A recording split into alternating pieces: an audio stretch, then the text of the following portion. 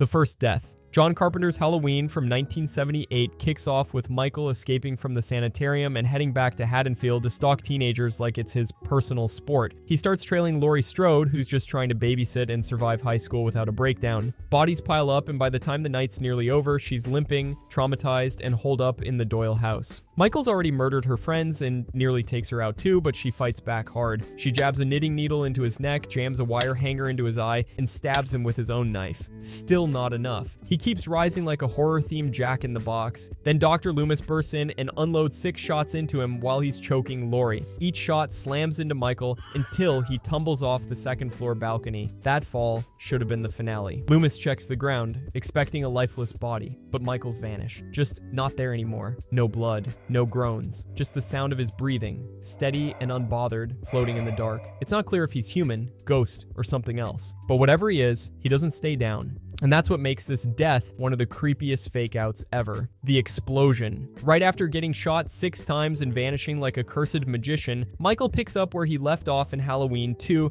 this time hunting Laurie through a dimly lit hospital that might as well have a neon sign saying, "Perfect place for a murder." He slices through staff and patients with his usual no-rush menace until Laurie and Loomis finally corner him in an operating room. Laurie shoots him point blank in both eyes, and he just stands there, swinging wildly while blood pours down his mask like a twisted fountain. Then they flood the room with gas. Loomis stays behind while Laurie escapes, and with a lighter click that belongs in an action movie, the whole place erupts. Michael is caught in the blast, swallowed in flames, but then, still burning, he stumbles out of the fire, takes a few steps like he's powered by spite, and finally drops. It's a dramatic collapse, but there's no confirmation of death. No one checks a pulse, no tag on his toe, just that final shot of a burning figure falling, leaving the audience guessing if this is really the end, or just another delay before his next silent comeback. By the way, if you guys like movie content like this, I would really appreciate it if you could subscribe.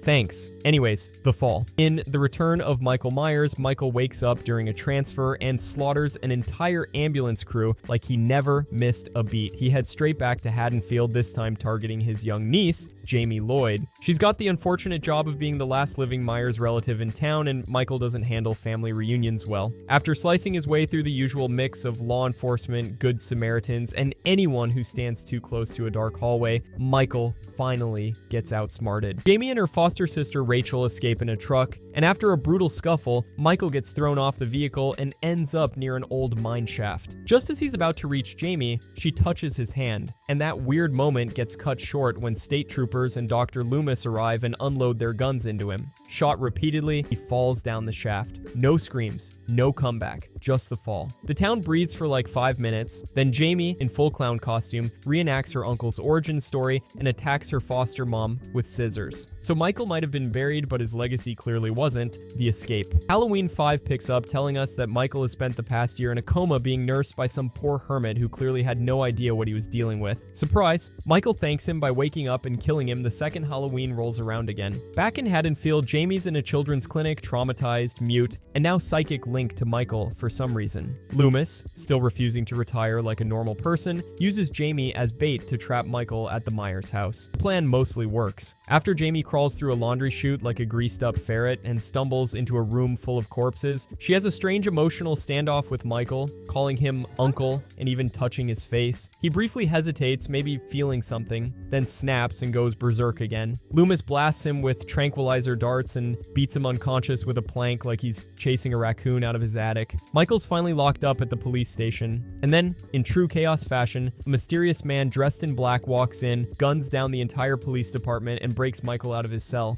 Final shot, an empty cell, blown open, and Jamie realizing he's gone again. The injection. Michael spends most of the film killing anyone remotely connected to a weird cult that's been backing him like he's their evil little science project. The Thorn curse is in full swing, with creepy rituals and doctors trying to use his bloodline for reasons that definitely don't include ethics. By the end, Tommy Doyle and Kara Strode chase him into Smith's Grove Sanitarium, where Michael slaughters the cultists for trying to control him. Tommy steps up and injects him with a corrosive fluid, then grabs a lead pipe and beats Michael down like he's demolishing plumbing. Michael collapses, motionless. The mask is left behind on the floor, and Loomis decides to stay behind for reasons known only to obsessive old men in trench coats. As Tommy and Kara escape with the baby, we hear Loomis screaming. That's it. No body, no confirmation, just a mask and a scream. In the alternate cut, Michael switches outfits with Dr. Wynn and walks off dressed like a goth Undertaker, proving again that nobody can keep track of his closet or his pulse. Either way, he's not shown dying. He's just gone. Again. The curse lives on, apparently. The decapitation. 20 years after the original massacre, Laurie Strode is living under a fake name, running a private school, and pretending her brother didn't murder half her friends. That ends when Michael shows up during a school trip and starts slicing up staff and teens like he's clocking in for a shift. Laurie sends her son away and decides to settle this once and for all. She fights Michael through classrooms and hallways, finally stabbing him and sending him flying off a balcony through a cafeteria table. Police show up, zip him into a body bag, and toss him in a coroner's van. But Laurie's not buying it. She hijacks the van, Michael breaks free, they crash down a ravine, and he ends up pinned between the van and a tree. With sirens in the distance and years of trauma staring her in the face, Laurie walks over, raises an axe, and cleanly decapitates him. The screen cuts to black. That's it. No speech, no post-credits twitch, just a headless body and a final breath from Laurie. At least that's what the movie shows. What comes next ruins it, but in Halloween, H20, Michael Myers dies by axe, the electroshock. After retconning the H20 ending with a straight face, this one kicks off by explaining that Laurie accidentally decapitated a mute paramedic instead of Michael. So now Michael's back and he breaks into Laurie's sanitarium, where she's been locked up for 3 years. She sets a rooftop trap for him, and it nearly works. But she hesitates, tries to remove his mask to make sure, and he uses the moment to stab her and throw her off the building. With Laurie gone, the story shifts to a group of college students filming a reality show in the Myers house. Michael crashes the party and slaughters them one by one because apparently no one checked the basement first. Eventually, Sarah and Freddie face off with him in the garage. Freddie blasts Michael with a live wire and sends him flying into a wall of fire. Everyone assumes he's toast. His body gets shipped to the morgue like it's finally over, but nope. Just before the credits, the coroner leans in and Michael's eyes pop open. So yeah, electrocuted, burned, presumed dead, but his eyelids still work. The gunshot. After spending most of the movie violently bulldozing his way through Haddonfield, Michael finally corners Laurie in the Myers house. She stabs him in the neck and flees, but of course he doesn't stay down. After a long chase, Dr. Loomis shows up, tries to reason with him, and fails spectacularly. Michael ends up dragging Laurie to the balcony, but she breaks free and they both fall over the railing. Laurie wakes up on top of Michael's body, clearly dazed and traumatized. She grabs Loomis's gun, aims it directly at Michael's face, and just as his hand twitches up to grab her, she pulls the trigger. The film cuts to a slow-motion shot of her screaming as the screen fades to home video of young Michael with baby Laurie. That's it. No body, no aftermath, no confirmation. There's no visible corpse, no medics, and no final breath. Just a scream and a gunshot. The alternate ending gives him a bullet storm from police, but the theatrical version leaves it right at that trigger pull. Whether he dies or just gets another bump on the head is never shown. The stabbing. After another brutal rampage through Haddonfield, Michael drags Laurie to an abandoned shed for one final family reunion,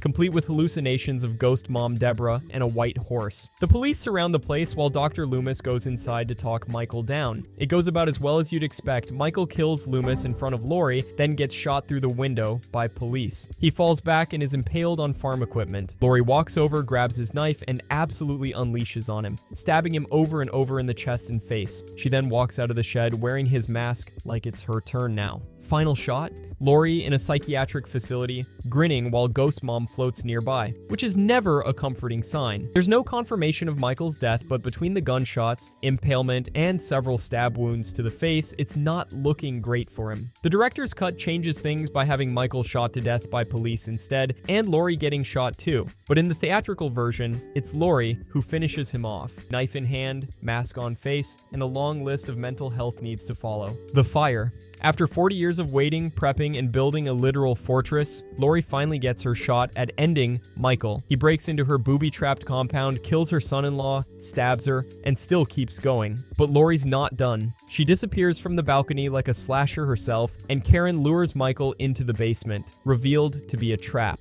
Once he's inside, the metal bars slam shut, and the house begins to ignite. Karen, Laurie, and Allison escape as flames rise and the entire structure burns around him. Michael is last seen standing silently in the fire, No screaming, no panic, just watching. Then he's gone. No body, no charred remains. The camera pulls back. The place is toast. But after the credits, we hear his breathing, slow and calm, like nothing happened. The film never shows him escaping, never confirms a death, just a raging fire and a ghost-like exit. Laurie calls it closure. But the sound design has other plans. This wasn't an ending. It was a pause between rounds. Michael got trapped, shot, and burned alive, and still managed to clock out breathing. The mob. After surviving Laurie's fire trap, Michael walks straight out of the burning basement and into the Haddonfield night like nothing happened. The town, finally fed up after 40 years of trauma, forms a mob to hunt him down. Led by Tommy Doyle and backed by familiar faces, they corner Michael in the street and absolutely lay into him. Stabbed, beaten with blunt objects, and shot. Karen even stabs him with a pitchfork and uses his mask as bait. Everyone thinks it's over. He's on the ground, motionless, surrounded, but of course it's not. As soon as they let their guard down, Michael gets up and slaughters everyone in sight. Tommy Doyle, Sheriff Brackett, all of them. Then he returns to his childhood home where Karen, seeing a vision of young Michael in the window, heads upstairs alone. In the final moments, Michael appears behind her and stabs her to death,